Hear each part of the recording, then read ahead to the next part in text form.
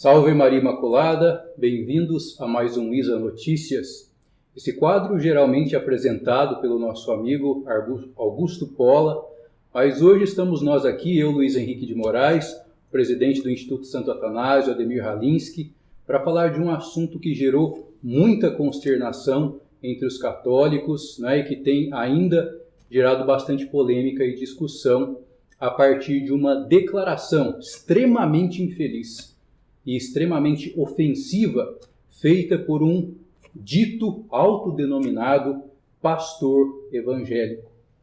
Ademir, muito obrigado pelo nosso convite, por participar desse programa, deste quadro Luiza Notícias. Vamos comentar aqui hoje, então, a fala do pastor Sérgio Fernandes, da cidade de Bastos, no interior de São Paulo, representante da dita Igreja Vida Nova, e que fez afirmações muito escandalosas, ultrajantes e realmente condenáveis de todos os pontos de vista e que nós vamos exibir para vocês, para quem não viu ainda, agora.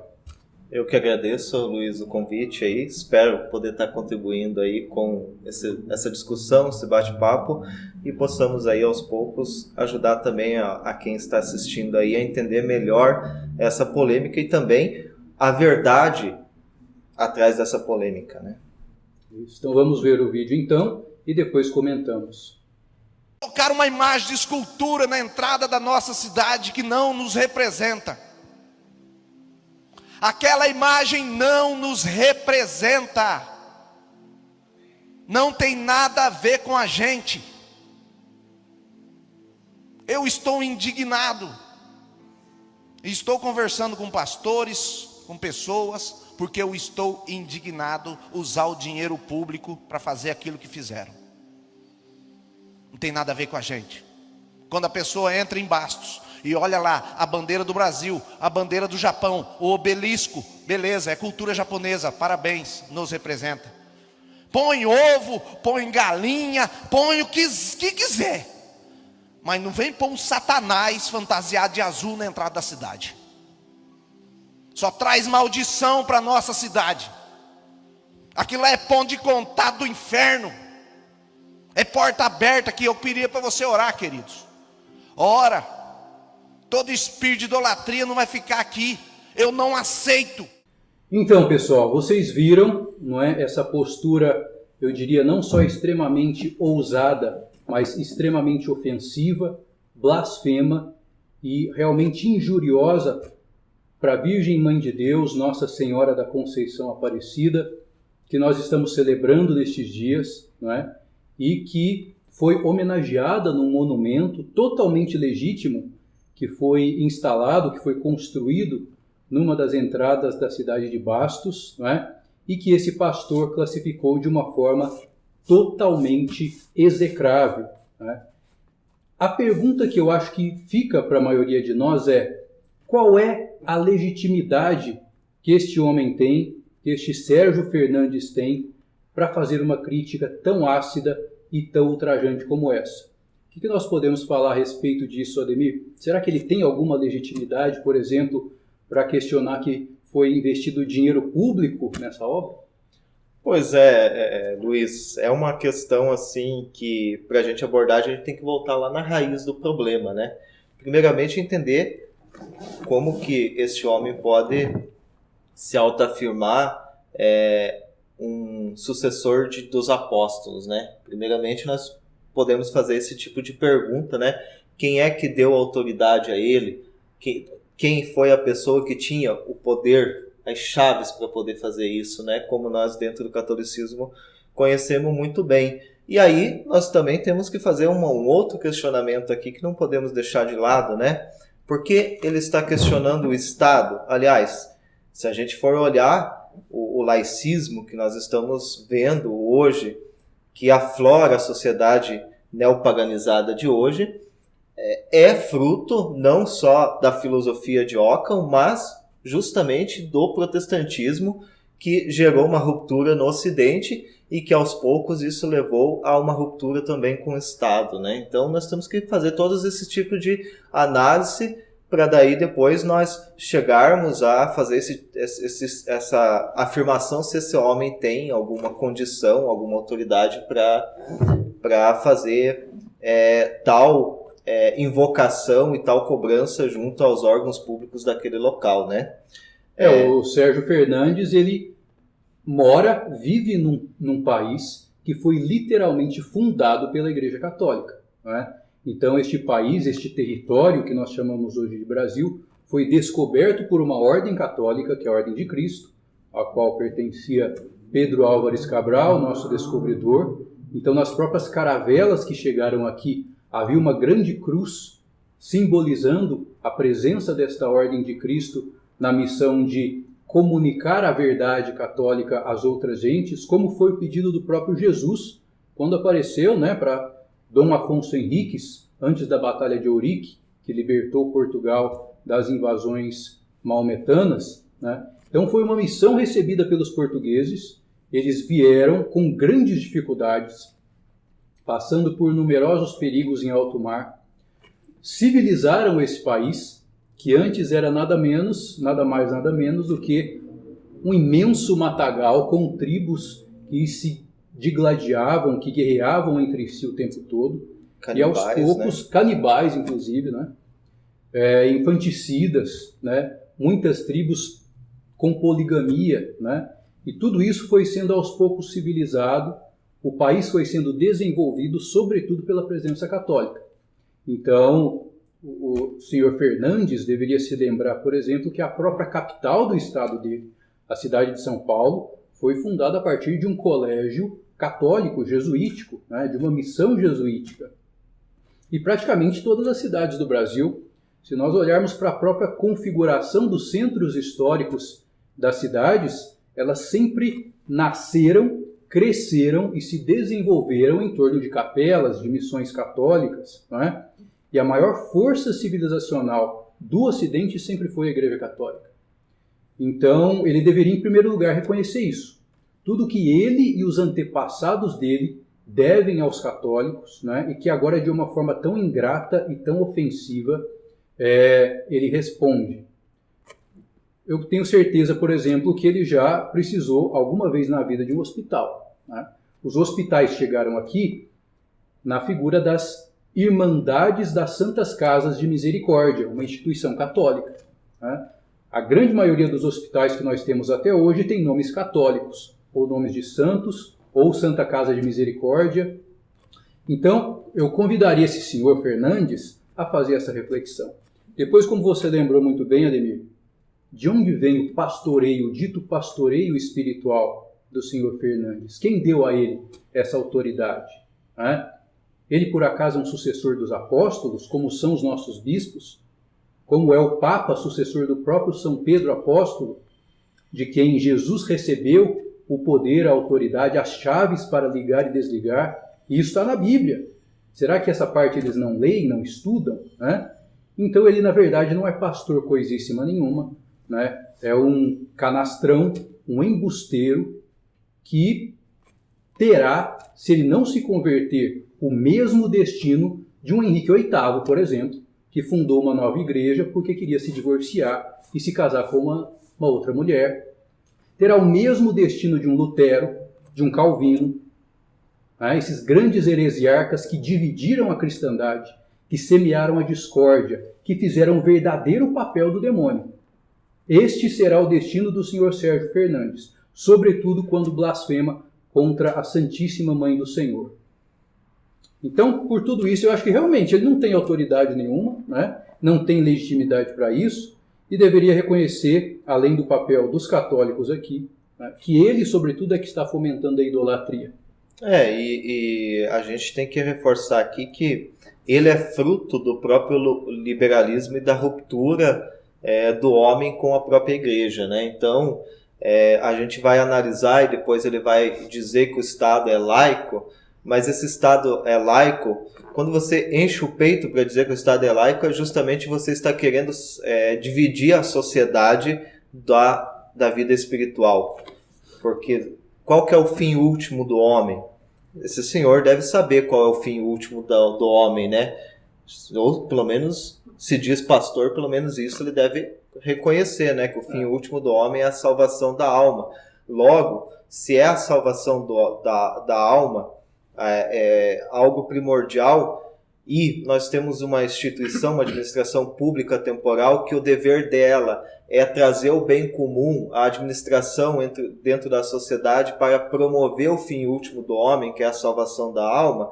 Logo, ele tem que subentender que toda essa administração temporal, essa ordem temporal, tem que estar ordenada para o fim espiritual, ou seja, para uma igreja. Então, se esse senhor defende claramente essa questão do Estado laico, ele é um verdadeiro liberal.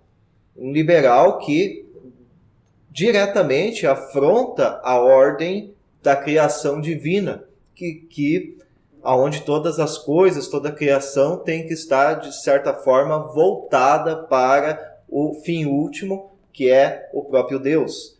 Logo, a administração pública também deve, de certa forma, estar voltada a uma doutrina espiritual, a uma ordem espiritual, que no caso da Idade Média, praticamente quase todo o cristianismo foi a Igreja Católica, e deve ser, porque ali está a pedra da verdade.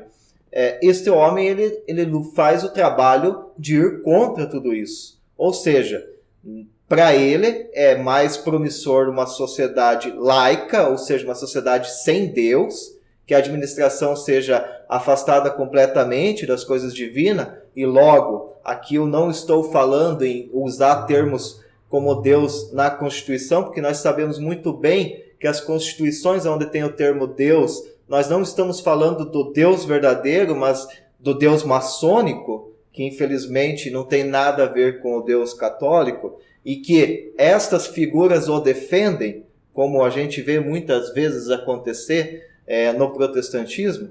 Então nós precisamos esclarecer as coisas, entender que o positivismo que hoje existe na sociedade para, de certa forma, tratar uma segurança espiritual na letra da lei da Constituição, ela de fato não deve acontecer dessa forma, ela deve ser real.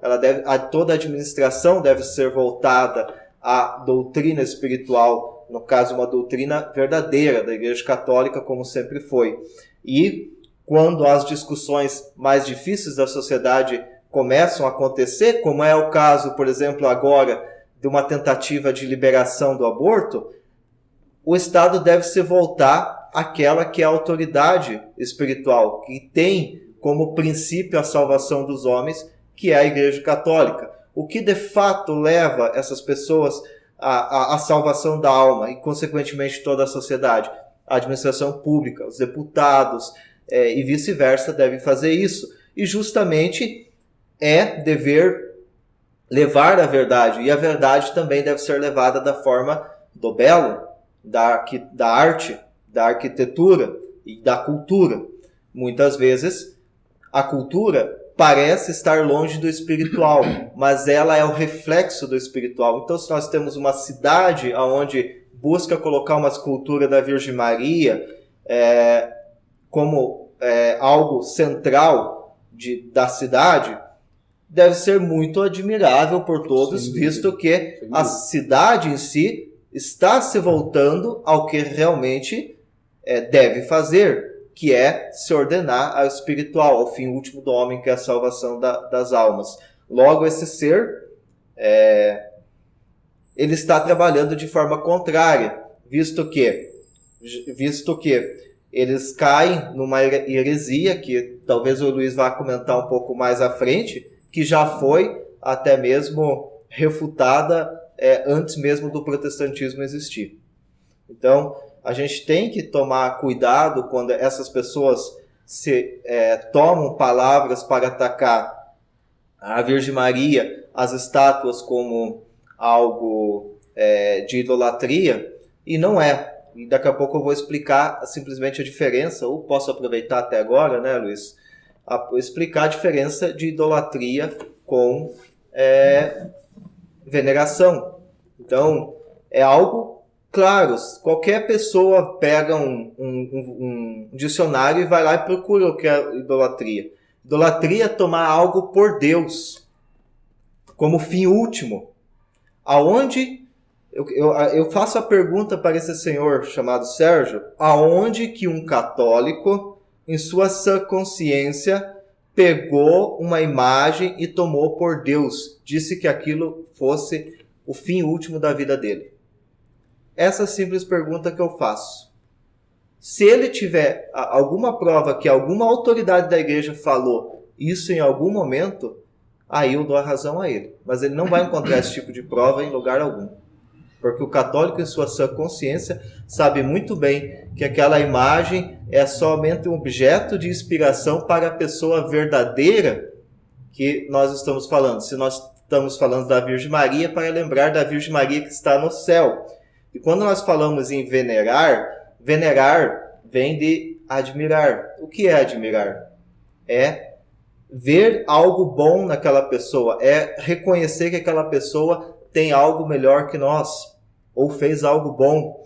E nós, católicos, e essa é a doutrina cristã, ninguém está inventando nada, as cartas de São Paulo falam isso várias vezes, Atos dos Apóstolos muitas vezes vai afirmar lá que não sou eu mais que vivo, mas que Cristo vive em mim.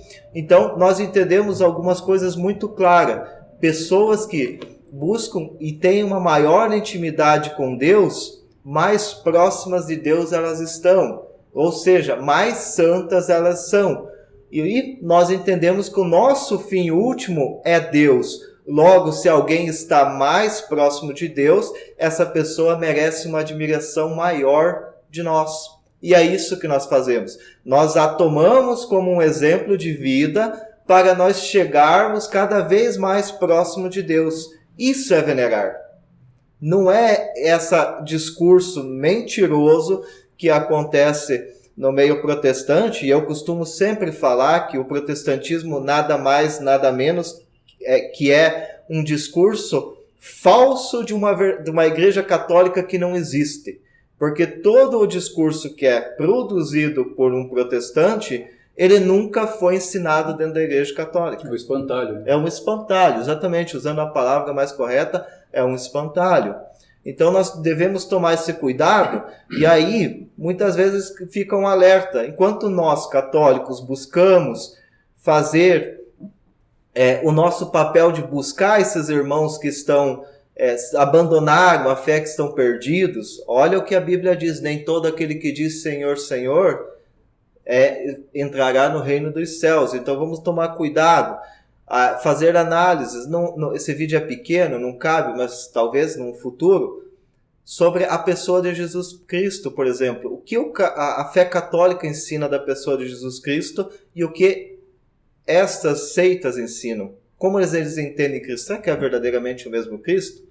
Então, são perguntas muito básicas e simples para nós entendermos que nós não estamos falando da mesma pessoa. Embora nós, como católicos, queremos que esses irmãos entendam que eles estão nos erros, e erros bastante grotescos, porque se nós formos aprofundar e argumentar cada ponto que eles sobem nos púlpitos a falar, eles não conseguem sustentar nenhum deles. Então, e aí, infelizmente, hoje nós temos uma população que não busca conhecer e cai, nesses lodos de mentiras, nessas falácias, e tristemente vai nos afastando da verdadeira fé.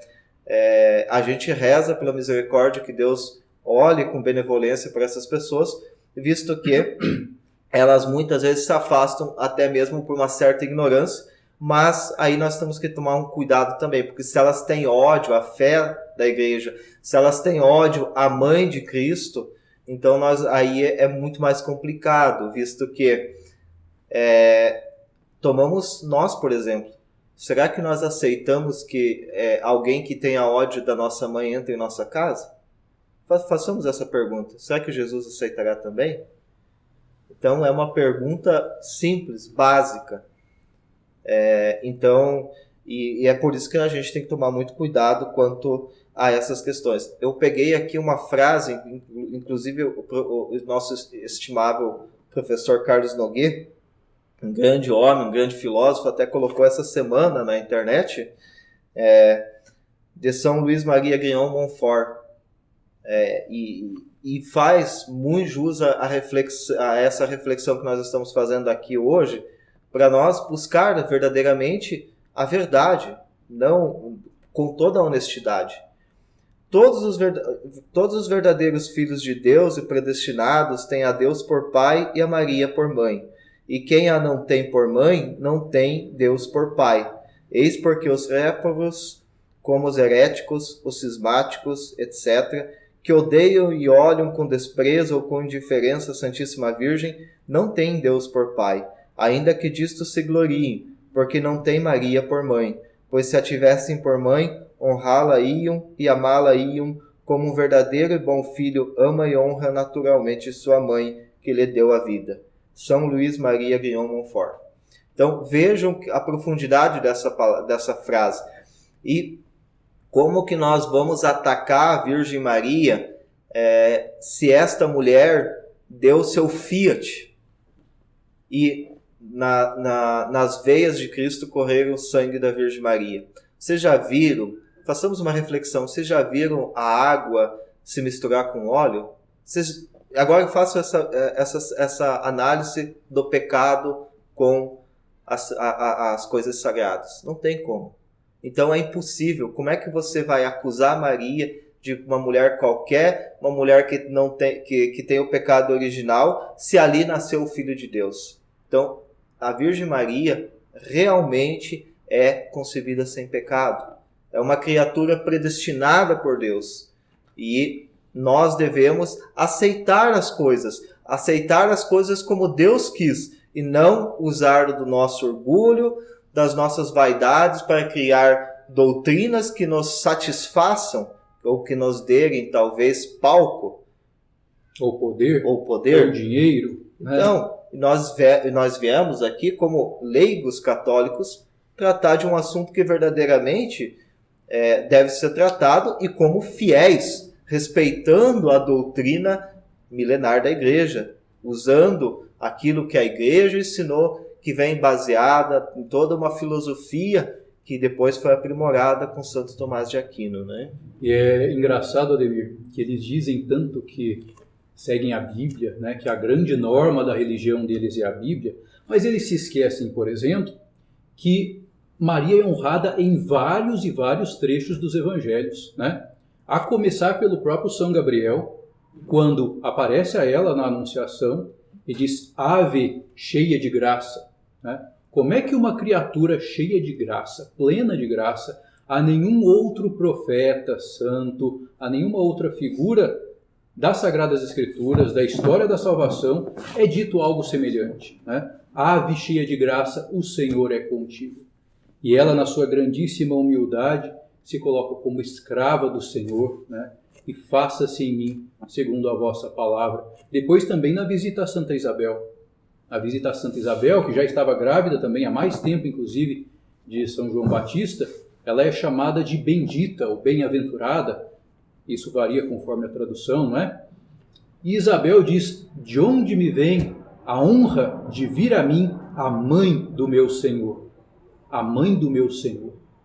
Não diz a mãe do profeta, não diz a mãe do Messias, a mãe do meu Senhor. Ali Isabel já estava reconhecendo que Maria era a Theotokos, a mãe de Deus Filho, que estava ali encarnado no seu ventre. Ela comunica o Espírito Santo ao saudar Isabel, né, que inclusive São João Batista pula de alegria no ventre de Isabel. Depois também no episódio das bodas de Caná, não é ela que intercede por aqueles noivos aflitos que já não tinham mais vinho? E confiando na palavra do Senhor, o que ela diz a eles e também a todos nós hoje: fazei tudo o que ele vos disser. Maria sempre aponta para o filho, e o filho em incontáveis momentos aponta para a mãe, inclusive na hora mais extrema da cruz. Enquanto estava sendo crucificado, agonizando para morrer, nosso Senhor olha para baixo e vê ali, aos pés da cruz, Maria, sua mãe, e João, discípulo, apóstolo de Cristo, fazendo ali o papel de todos nós, e diz: eis aí a tua mãe. E depois diz a ela: eis o teu filho. Nosso Senhor Jesus Cristo nos deu essa mãe tão perfeita, tão caridosa, tão misericordiosa e bondosa, e muitos daqueles que se dizem cristãos têm a audácia de desprezá-la, de não querê-la como mãe, de ofendê-la e blasfemar contra ela, como fez esse senhor, como fez esse charlatão, como fez esse falso pastor. Isso nós devemos reparar com as nossas orações, sim, nós devemos reparar com a nossa penitência, mas também não devemos ter vergonha de dizer a verdade para essas pessoas, porque eles nos acusam de idolatria com base em Êxodo 20, que fala das imagens que os pagãos usavam para cultuar os deuses, mas se esquecem eles de ler os trechos da Bíblia, e também são vários, em que o próprio Deus, único e verdadeiro, manda que se construam imagens. O que eram os dois anjos, né, os dois querubins em cima da Arca da Aliança? Não eram imagens, estátuas? O que era a serpente na haste que Deus mandou Moisés erguer no deserto para curar aquele povo que tinha sido picado pelas serpentes, né, fruto do seu próprio pecado, e que foi também uma prefiguração da própria redenção que nosso Senhor operou na cruz por nós? E não foi ele também que mandou que se fizessem imagens no Templo de Salomão? Então está muito claro, está muito evidente, que quando Deus proíbe a confecção de imagens no Antigo Testamento, ele não está se referindo a qualquer tipo de imagem. É o princípio da idolatria, né, Luiz? A causa é a finalidade, né? As imagens que são usadas ali tem como fim último o Deus que está, o único Deus verdadeiro, né? Então isso não é idolatria. Logo, quando você cultua uma imagem como fim último ela, aí sim é idolatria. Então é essa diferença que eles não entendem, né? O princípio filosófico da causa e finalidade. Precisa só estudar um pouquinho mais, né? E olha, desde o século VII, filosofia. Desde o século VIII, nos anos 700, São João Damasceno já tinha escrito esse livro aqui, que nós lançamos pela editora do Instituto Santo Atanásio, né, na campanha Ortodoxia da Fé. O título desse livro varia, né? Nós lançamos com o título Contra aqueles que condenam as imagens sagradas, mas ele também é encontrado com o título Contra a heresia iconoclasta. O que era a heresia iconoclasta que surgiu naquela época no cristianismo oriental, lá na região de Bizâncio, né? E que se referia nem às estátuas, se referia aos ícones, né? A esses quadros que os cristãos orientais pintam para venerar Jesus, os santos, os anjos, né? Tratava-se de uma heresia que inclusive foi seguida por um imperador, Leão III, chamado de Isauro, em que se dizia que essas imagens, sim, eram uma forma de idolatria e que, portanto, deveriam ser todas destruídas. São João Damasceno escreveu essa brilhante obra defendendo o culto das imagens sacras como uma forma, inclusive, de nos prevenir da idolatria. Eu gostaria aqui de ler um pequeno trecho, né, para a gente ter compreensão, ter uma noção, na verdade, da argumentação muito sofisticada que São João Damasceno desenvolve e que nos ajuda a entender que a idolatria está, na verdade, muitas vezes no que estes ditos pastores protestantes fazem. Então ele diz assim: veneramos as criaturas, não adoramos, veneramos as criaturas, honrando aqueles lugares ou pessoas que Deus associou à obra da nossa salvação, seja antes da vinda de nosso Senhor ou a partir da aliança da sua encarnação. Venero e reverencio anjos e homens e toda a matéria que participa do poder divino e que através dele serve a nossa salvação. Jesus não se serviu da matéria para nos salvar, ele não assumiu um corpo material para nos salvar, o sangue dele não era matéria, o pão e o vinho consagrados e tornados seu santíssimo corpo e seu preciosíssimo sangue na Santa Ceia não era matéria, a cruz na qual ele foi pregado, a água do batismo na qual são lavados os nossos pecados. Então esse, digamos, essa ojeriza que existe muitas vezes no mundo protestante, né, e que na verdade trata-se de uma antiga heresia com relação à matéria como meio de salvação, né, como instrumento que Deus usa para nos salvar, isso não tem base nem bíblica, nem patrística, nem em fonte nenhuma da tradição apostólica. Então depois ele diz, não venero os judeus, né, a tradição judaica, aquilo que é da religião judaica. Eles não participam do poder divino, nem contribuíram para a minha salvação. Eles crucificaram o meu Deus, o Rei da Glória, movidos antes pela inveja e pelo ódio a Deus, seu benfeitor.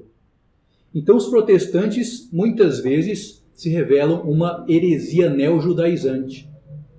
Pegam trechos muito recortados do Antigo Testamento, né? Interpretam ele de uma forma totalmente descabida e desprezam a própria igreja viva que Cristo nos deixou, a comunidade de fiéis que é o verdadeiro instrumento de salvação, na qual os sacramentos que nos salvam são comunicados e ministrados às almas. Eles idolatram o livro, materialmente falando, né? O texto, o espírito da lei, né? O espírito da lei, segundo interpretações muito particulares, por isso que tem aí milhões de seitas, igual a do senhor Sérgio Fernandes, né? Milhões e milhões de seitas, cada vez mais, inclusive com o nome da seita dele, Vida Nova. Fiz uma breve pesquisa, achei aí pelo menos umas 4, com o mesmo nome, cada uma de um fundador diferente. E a Igreja de Cristo não foi fundada há 30 anos atrás na cidade de Bastos, no interior de São Paulo. Foi fundada há 2000 anos atrás, na Terra Santa, por nosso Senhor Jesus Cristo. Então que nós possamos nos recordar neste dia santo de Nossa Senhora da Conceição Aparecida, padroeira do Brasil, país católico, fundado por católicos, desenvolvido, edificado por católicos, que a nossa mãe é sim muito merecedora do nosso amor, do nosso respeito, da nossa veneração. Ela que fez milagres extraordinários, como revelando-se, não é? Aparecendo como uma imagem. Não foi assim que ela apareceu aos pescadores? Como uma imagem. O próprio Deus aprova a nossa veneração das imagens. O que é o Santo Sudário de Turim? Que nenhum cientista até hoje conseguiu explicar. Como que aquela imagem se gravou ali sem ter nenhum pigmento de tinta, de carvão, de nada? Não é uma imagem para a nossa veneração? O que é o manto de Nossa Senhora de Guadalupe, que também nenhum cientista conseguiu explicar, miraculosamente impresso naquele pano, naquele tecido que era a capa do índio São Juan Diego. Imagens que Deus nos dá para a nossa edificação, para a nossa santificação, porque elas são sim muito do agrado de Deus, digam os hereges o que quiserem. São demonstrações muito fortes, né, Luiz? E só para complementar, né, uma das coisas que a gente tem que deixar muito claro, o cristianismo sempre ensinou muito claro, e que essas heresias protestantes fazem totalmente o inverso, é a questão da participação do homem na ação salvífica, né? Cristo, Deus, quis assim. Foi Deus que quis que Cristo viesse através de uma mulher, uma simples mulher humilde, predestinada a isso, mas muito humilde, e assim iniciou-se a redenção do homem, com a participação do homem. E esse convite é o cristianismo para que as pessoas se santifiquem, busquem os sacramentos, a santidade, para que Cristo volte com toda a sua glória. Então, faz parte do homem ter o seu papel nesse meio de salvação. E o protestantismo, por exemplo, rebate muito isso, né? Naquele 880, basta crer e será salvo. E, infelizmente, aí nasce cada dia uma outra doutrina, porque um acha que pode casar, outro diz que não pode casar, outro diz que pode divorciar não sei quantas vezes, o outro pode batizar quando é pequeno, o outro não pode, o outro sabe Deus se batiza. Então é nesse sentido que essas doutrinas vão surgindo e se dividindo. Cada doutrina que surge, daqui a pouco surge várias, enfim, vira uma confusão total. Isso mostra, né, que o próprio termo diabo, né, vem de diabolos, divisão, né? Divisão. Então, as coisas de Deus é ao contrário, é uma unificação. A Igreja Católica é una, Santa Católica Apostólica. Apesar de suas divergências acidentais dentro dela, mas existe uma única fé, uma única doutrina, e essa doutrina é o único meio de salvação que o homem pode encontrar para chegar um dia na visão beatífica, né? A própria Bíblia, eles preferiam seguir os judeus, né? Um sínodo judaico, e aí encurtaram as escrituras sagradas, em vez de seguir a comunidade dos discípulos de Cristo, né? Que ele próprio instituiu e que desde sempre os seus apóstolos deram continuidade e continua até hoje sendo canal de salvação para a humanidade. É por isso que a Igreja Católica ela não tem a Bíblia como seu fundamento de fé, mas uma pessoa. Essa pessoa que é Cristo e que nós devemos buscar imitá-lo o máximo possível nessa pequena passagem que nós temos nessa vida terrena. Muito bom. Eu agradeço a todos vocês que acompanharam este nosso comentário a respeito dessas blasfêmias. E vamos então fazer a nossa parte, a nossa reparação e ter um santo dia em honra padroeira. E Luiz, eu queria fazer um convite às pessoas que puderem assistir esse vídeo. Reze uma Ave Maria, um Pai Nosso, para que esse homem se converta, para que ele enxergue a luz. Para que ele também possa descobrir a verdade e se torne também um filho de Nossa Senhora, porque nós não queremos, claro, a condenação de ninguém, mas a salvação de todos, e que todos sejamos um, como o próprio Jesus pediu ao Pai. Salve Maria Imaculada. Muito obrigado, Ademir. E viva Cristo Rei. E viva Cristo Rei.